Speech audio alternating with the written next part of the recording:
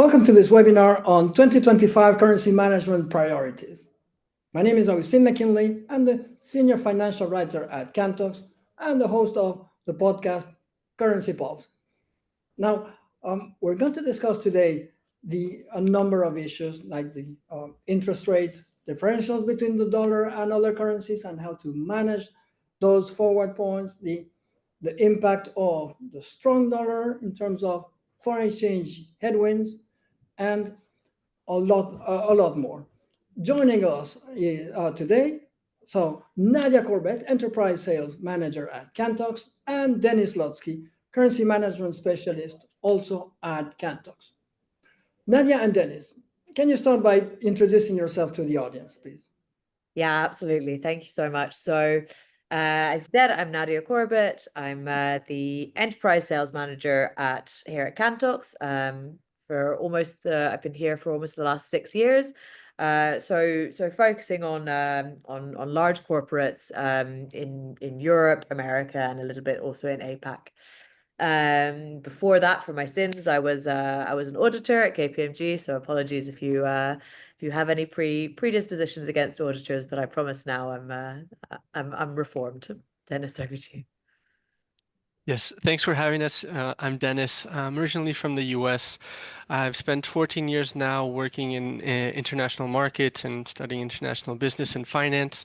So I've been with Cantox now for 3 years. I work with treasury and finance professionals to assist with FX hedging policy creation, really digging into the topic of FX workflows and understanding where they can automate and optimize processes.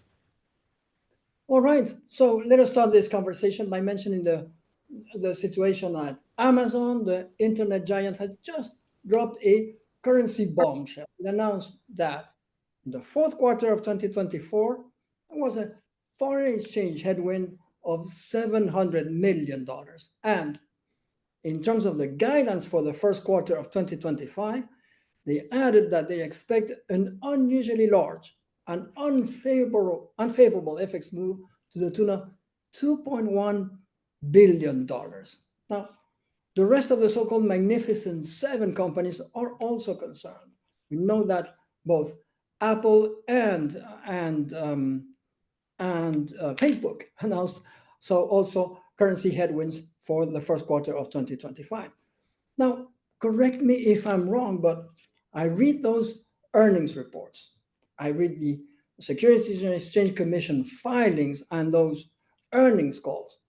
And what I see is a trend amongst American companies to broaden their international presence. So, for example, Netflix has over 60% of its total revenue coming from international operations. And Victoria's Secret just said that its North American sales expanded at 7%, but its international sales were expanding at over 20%. So let me start with you, Nadia. Do you see also that broad trend towards expanding international operations on the part of US companies? Yeah, for sure. I mean, broadly, I would absolutely say it's a trend that we've seen in the last few years. Especially, I would say, maybe for companies who have kind of already proven their worth in the US, but are looking abroad for further growth to avoid any risk of stagnation. And it's not just really expanding into global markets, but it's also expanding their currency flexibility. So making sure they are competing as strongly as possible with local competitors by offering in the local currency, by not just pushing USD in global markets. That's been really, really key.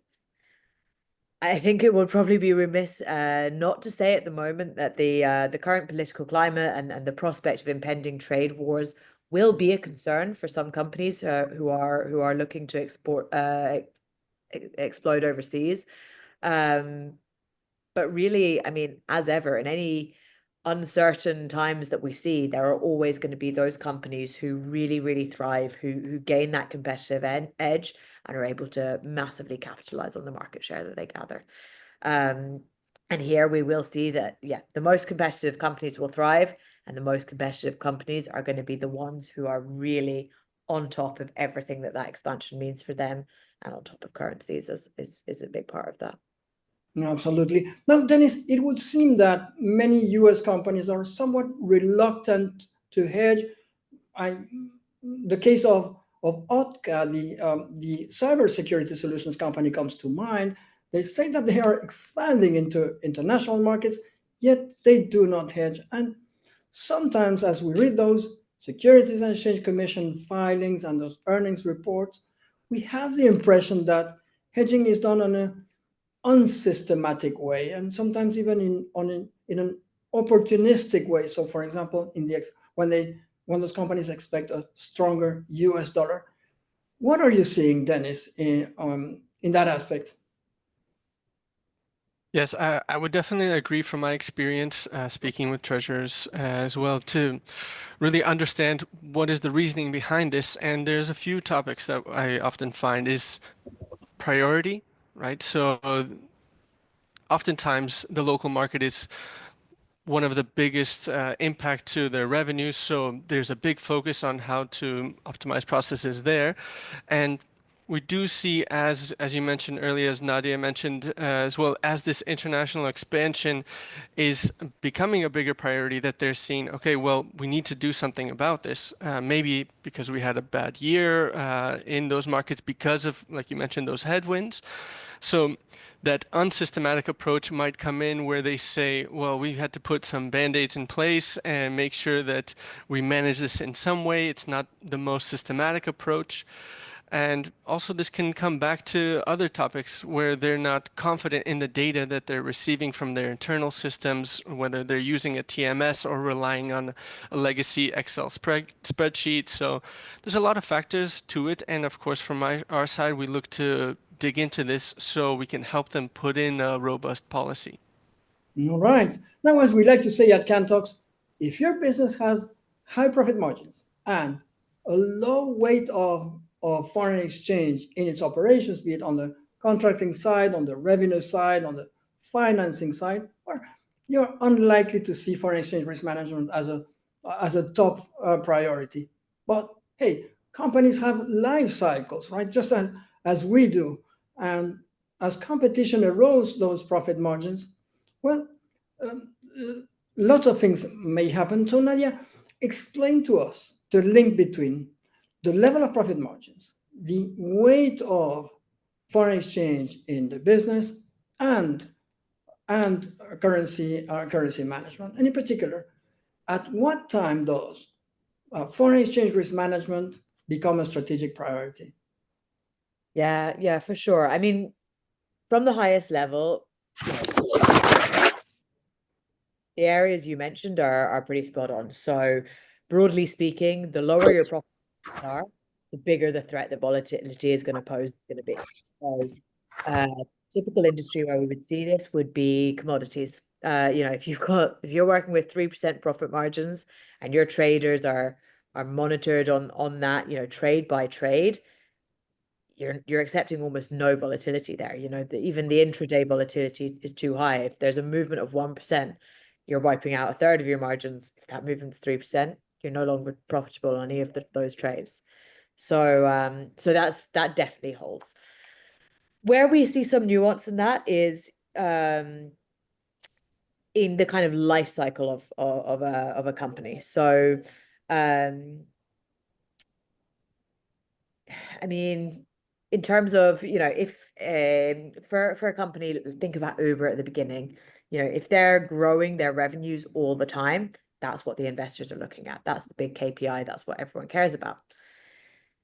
As growth slows and you become a more established company, stabilizing profits, that becomes the new KPI.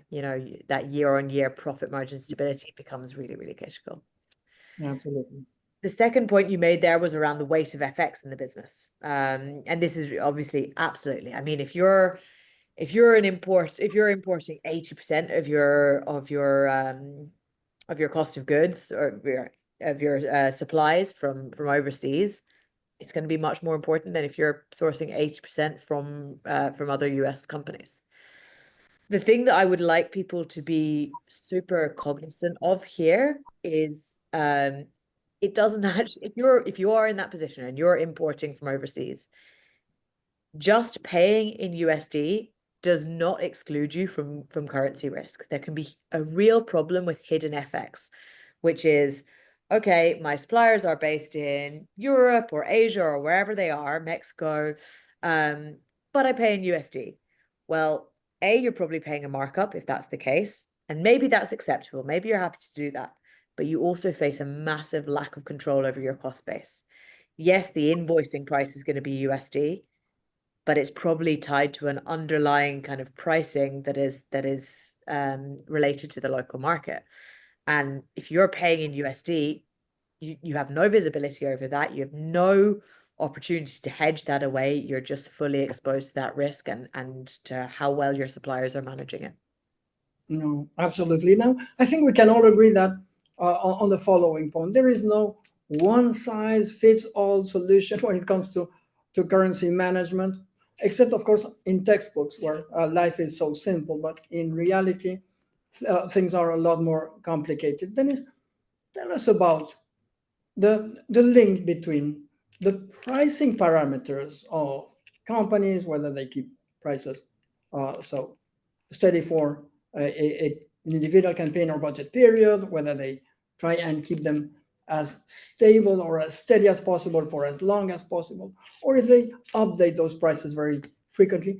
What does it imply in terms of foreign exchange hedging programs? Definitely. And it really comes back to understanding what you want to protect, right? So if you're looking at those pricing dynamics that are using an FX rate, so if they're dynamically changed, then of course you can look at implementing a micro hedging strategy that takes that rate that you're maybe using on your firm commitment or your invoice data and protecting that over the duration of those contracts. If you're looking at a budget rate that maybe was set in November of last year and you're looking at maintaining that and being able to protect that budget rate, you might look at a static program that protects that for that year period until the following year where you reset that budget rate.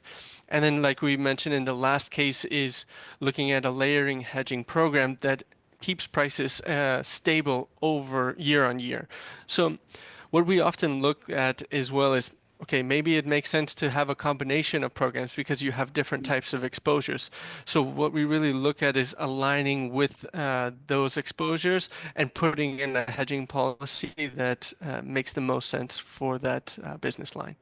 All right. Now, it's really interesting what you say, considering what Spencer Newman, CFO at Netflix, recently said, and I'm quoting Mr. Newman here. We try to hedge roughly 50% on a rolling forward 12-month basis. Our hedge program is a price averaging program to smooth the impact of FX, reduce the volatility from big near-term FX moves, and avoid short-term swings to the business. Now, Nadia, let me turn to you here. Can we see, in light of the tremendous success of Netflix, as we speak, its market capitalization is north of $430 billion. Can we see a link between the quality of your foreign exchange management policies and to the extent that it reduces variability in your cash flows and firm valuation, perhaps through a discount rate? Nadia, what do you see? Yeah, absolutely. I mean, obviously Netflix does a lot of great things. I don't want to say it's fully down to their brilliant hedging, but absolutely. I mean, if there's one thing that investors hate, it's surprises. So what you're doing when you're hedging is twofold. It's not just that you're providing stability, you're also able to give forward visibility. So by locking in the rate forward, you're able to help to start guide investors. What can they expect for the year ahead? Right.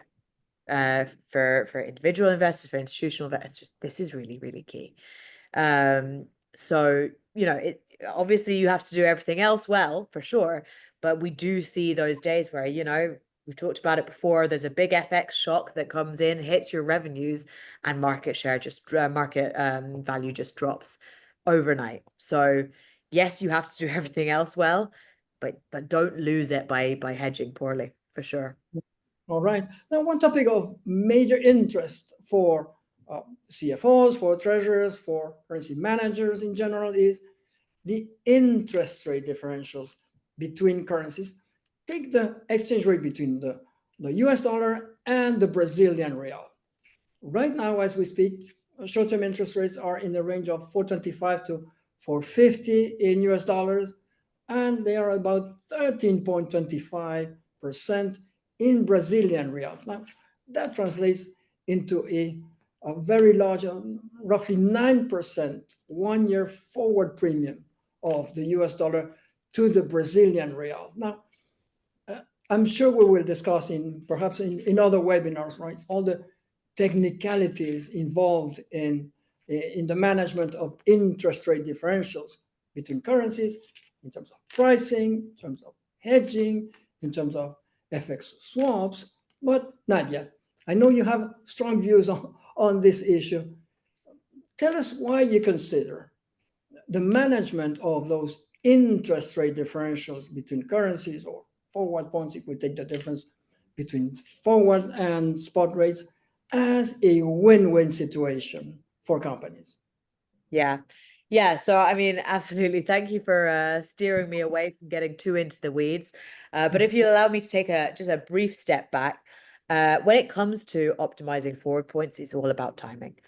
So what we see in most manual hedging programs is that time is used as a proxy for volatility. And it is normally pretty arbitrary, as in I hedge once a month, or, I hedge on working day 5 of the month, whatever it will be.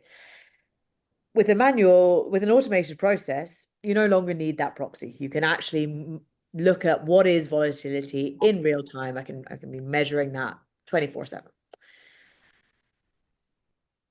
And that means that what I can do is be really careful with getting the timing right when it comes to my trades, and taking into consideration what's going on with the forward points there. So if forward points are in my favor, I want to trade as soon as possible. As soon as I have an exposure, let's trade it.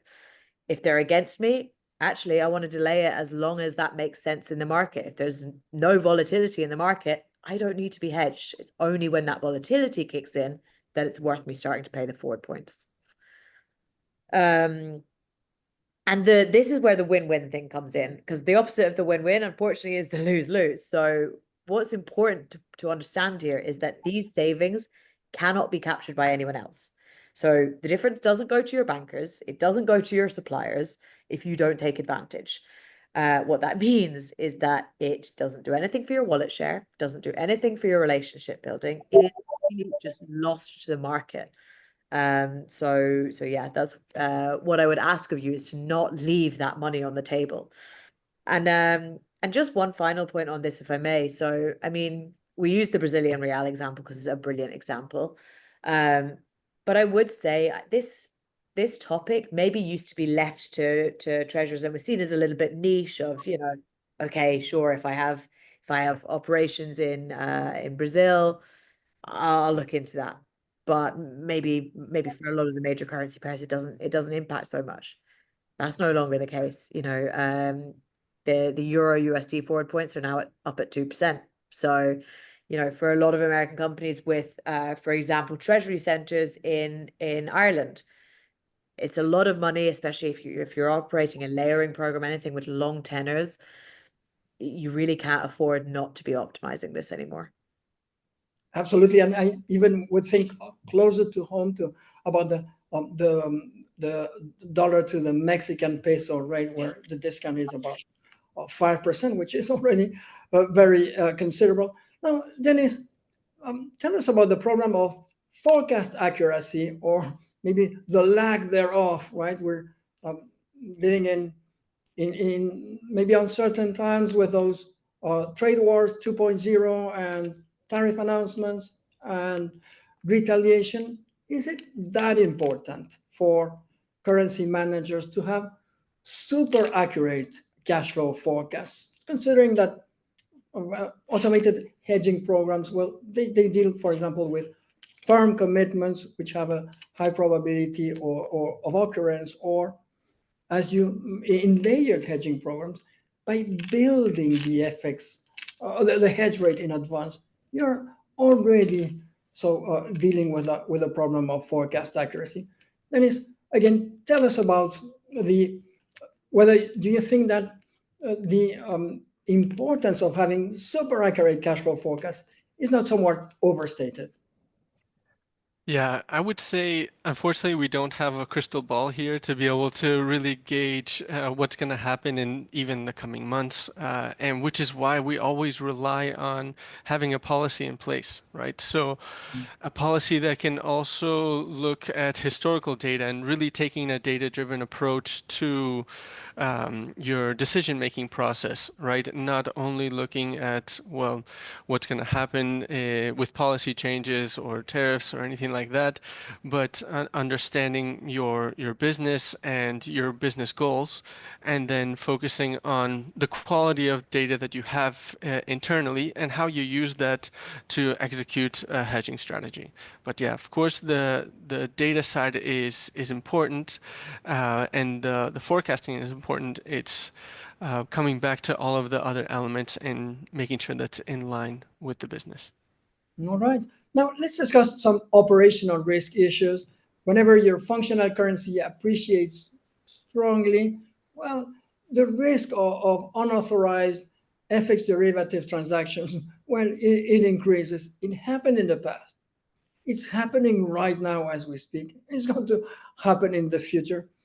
Nutrien, a Canadian fertilizer company with large operations in Brazil, for example, has recently announced a material $220 million loss due to unauthorized FX transactions with derivatives positions. How do we deal with cases like that, Nadia? Yeah, I mean, I have to say it's, FX is no different from any other process. Controls are key, especially when, FX so often is not managed with a built for purpose. Too often it's not managed with a built for purpose software. So you wouldn't consider doing your accounting on Excel, but you're very often seeing huge amounts of money being managed on Excel when it comes to FX management. Having said that, the US has always really been a leader in this, I would say, whether it's in terms of SOX controls or kind of breaking ground on how IT systems should be structured, and the way in which that really can improve the overall control that a business has. And it's familiar stuff. It's 4 eyes principles. It's trade validations. It's data validations. What's going in. I have seen some shockers where contracts have been entered in the wrong direction by commercial teams. It's easy to do. They are not looking at FX every day. The pair goes in the wrong way. And if there's no control on that, what's the finance team going to do? If you're only ever looking at it in aggregate, there's going to be issues. That's right. Now, Dennis, checks and balances are important right here in the governance of foreign exchange risk management, right? Yes, of course. The US obviously has a strong culture of checks and balances, not only in government, but also in the corporate setting. And exactly like Nadia mentioned, right? It's having these policies in place that you can set up specific business rules to say, okay, well, if something is really off within our system, we should receive an alert. We should be able to have these validations and make those decisions with the right information in hand. And so that's what we look at. Right. Now, Nadia, you mentioned some of those processes. We recently analyzed the case of a large Fortune 500 company from the US. And what we saw is that across the entire foreign exchange workflow, all the way from the process of exposure capturing to the execution of FX derivatives transactions and into accounting and reporting, all those steps are manually executed and through spreadsheets and emails, creating email risk, creating the risk of manual data input errors, of formula errors and formatting errors that are very, very common and very could be very serious, as that information travels back and forth across the enterprise. So to both of you, Nadia and Dennis, can we seriously consider spreadsheets as a form of automation? And how does so real-time API connectivity allow our currency managers to at least tame that the risk from manual operations and spreadsheet risk? Yeah, no, absolutely. I mean, I have to say, even as a punter, the amount of listed companies and huge businesses that are managing everything on Excel gives me anxiety. So I can't imagine being a CFO who's signing on the bottom of those reports, knowing that everything behind it is Excel and emails saved into a share drive somewhere as proof. I mean, it's kind of nerve-wracking, honestly. And just drawing on my background as an auditor, I mean, we used to have really, really difficult conversations with CFOs quite often around, if your control is printing out an Excel sheet and signing off that you've looked at it, can that be a meaningful control? I mean, you're a busy person, you're doing this maybe every week. How much comfort that we have that you're looking into all of those numbers, especially, printed off. It's not even like you can even drive into the formula. So no, a real source of concern. And that's before you get into that thing, as you said, maybe it's an Excel macro that's been inherited, that some treasurer 10 years ago built, or maybe 5 years ago, but still, who no longer works as the company. No one's prepared to touch it. Everyone just it keeps spitting out the right numbers, and we hope it continues to do so. But I mean, that's not control. So Absolutely. definitely, and API is a big buzzword at the moment, but I think for good reason. I mean, it's the gold standard about how you should be transferring data and working with it. Right. Then, Yeah. Yes, Dennis, go ahead. Yeah, maybe to add to that point as well is, API connectivity allows you to connect also directly to other sources and be able to aggregate that in different ways, right? So, okay, maybe you are consistently pulling from an Excel spreadsheet, but if a company is making a transition to a TMS and are maybe working with different systems based on different business units, this type of connectivity allows them to actually really focus on, okay, well, where's the information stored now and how do we best use that? Right, absolutely. Now, Nadia Corbett, Enterprise Sales Manager at Cantox, and Dennis Lutsky, Currency Management Specialist at Cantox. We've covered lots of topics. We started out by discussing FX headwinds at Amazon and other magnificent 7 companies. We discussed the role of the level of profit margins and pricing parameters when it comes to foreign exchange risk management. We then went on to discuss the management of interest rate differentials. As Nadia says, it's a win-win situation. Just do it. And we discussed a little bit so the topics of firm valuation in relation to taming cash flow variability through FX risk management. And we have just discussed several aspects of operational risk.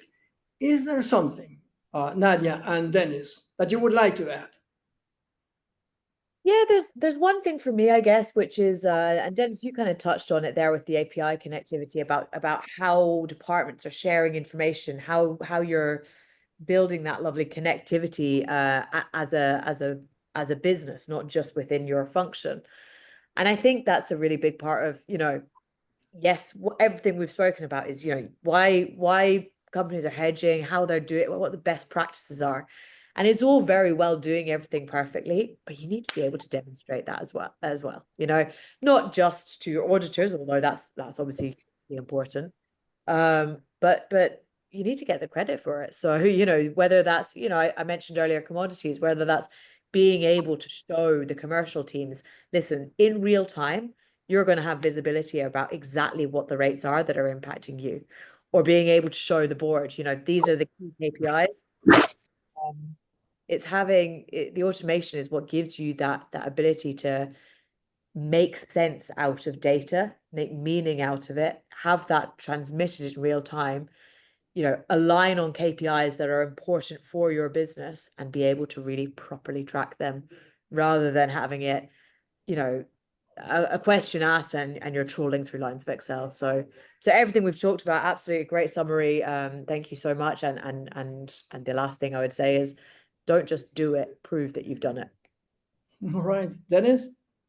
Yes, no, thank you so much for hosting this session, and it's been a pleasure for us, of course, really looking into these 2025 priorities for companies, and especially those that have significant exposure and don't hedge and are really interested in exploring what options are out there. We're really excited to help build business cases, understand these problems on a deeper level, and bring our expertise to the table. So yeah, looking forward to connecting with our listeners and for future sessions. All right, but just don't go away just now, because we have some questions from the audience. Two really interesting ones. The first one is, how do you balance risk reward when paying suppliers in their local currency? Maybe Nadia, you want to take that one? No, for sure, absolutely. I mean, again, it comes down to data. You can't make that risk reward calculation if you're trying to pick it out of the air, trying to see which way the wind is blowing. You have to be confident that you are properly looking at the data. I mean, there's a lot of things that are going to come in here. There's a lot of commercial considerations, what actually can we figure out what actually the markup is that I'm being charged?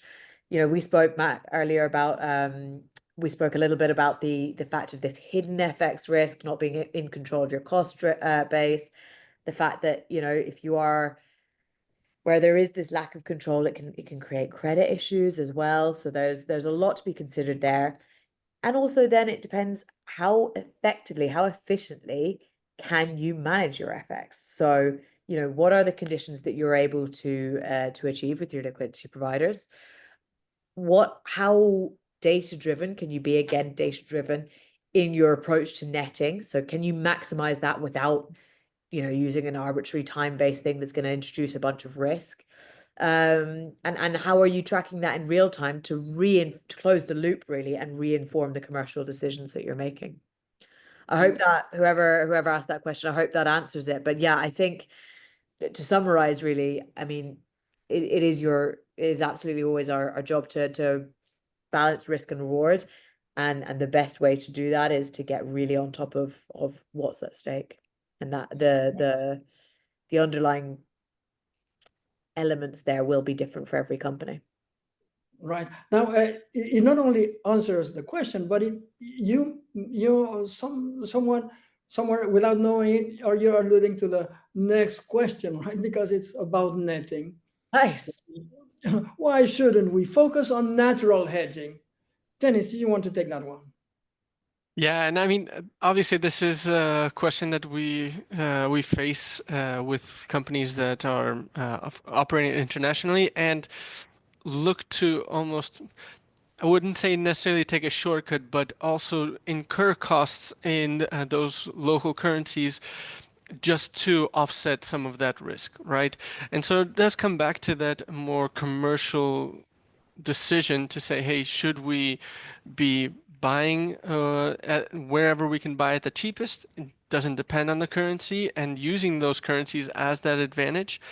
And then the other element here as well is something we really look at and discuss internally as well is, I mean, if you look at, let's say, the USD Mexican peso rate, even in November and how it ended at the year end, right, there's variability here. If you just accumulate those exposures and offset them that way, it doesn't necessarily mean that you've managed that risk. Because, yeah, like we talked about earlier, it's really looking at those FX rates that you're plugging into the system and how you protect them. Absolutely. I hope this answered the question. But yeah, Yes. happy to take that offline as well and discuss that in more detail. That's great. Thank you. So both of you, Nadia and Dennis, for participating here. I'm sure we are going to organize more sessions, perhaps slightly more technical ones.